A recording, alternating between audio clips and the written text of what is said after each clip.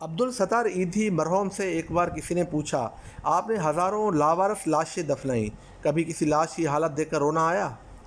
انہوں نے آنکھیں بند کر کے گہری سوچ میں غوطہ زن ہوتے ہوئے کہا، ایک مرتبہ میرے رضاکار ایک صاف ستھری لاش لے کر آئے جو تازہ انتقال کیے بوڑھے مگر کسی پڑھے لکھے اور کھاتے پیتے گھرانے کی لگ رہی تھی۔ دھوبی کے دھلے ہوئے سفید اجلے کلف لگے سوٹ میں اس کی شخصیت بڑی باوقار لگ رہی تھی۔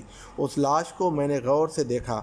میری رضاکار نے کراچی کے ایک پوش علاقے کا نام لے کر کہا کہ یہ لاش فلاں بنگلے کے باہر پڑی تھی۔ جو ہی بنگلے کے سامنے پہنچے تو ایک ٹیکسی میں سوار فیملی جو شاید ہمارا انتظار کر رہی تھی، اس میں سے ایک نوجوان برآمد ہوا اور جلدی سے ایک لفافہ میں تھماتے ہوئے بولا، یہ میرے والد ہے اور یہ تدفین کے اخراجات ہیں، ان کو اچھی طرح غسل دے کر دفن کر دینا۔ اتنے میں ٹیکسی سے آواز آئی، تمہاری تقریر میں فلائٹ نکل جائے گی جانو۔ یہ سنتے ہی نوجوان پلٹا اور مزید کوئی بات کیے بغیر ٹیکسی میں سوار ہو کر چلا گیا۔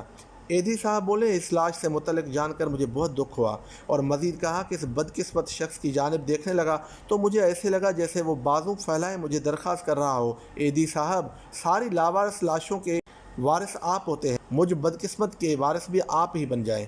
میں نے فوراً فیصلہ کیا کہ اس لاش کو غسل بھی میں دوں گا اور تدفین بھی میں خود ہی کروں گا۔ ایدھی صاحب نے غمگین لہجے میں کہا کہ جو ہی میں غسل دینے لگا تو اس اجلے جسم کو دیکھ کر میں سوچ میں پڑ گیا کہ جو شخص اپنی زندگی میں اس قدر معتبر اور حساس ہوگا، اس نے اپنی اولاد کی پرورش میں کیا ناز و نام نہ اٹھائے ہوں گے، مگر اولاد کے پاس اپنے والد کی تدفین کا وقت بھی نہ تھا۔ اور یہ کہتے ہوئے اس دن عبدالستار ایدھی انسانیت کی ڈوبتی ناؤ پر رو پڑا۔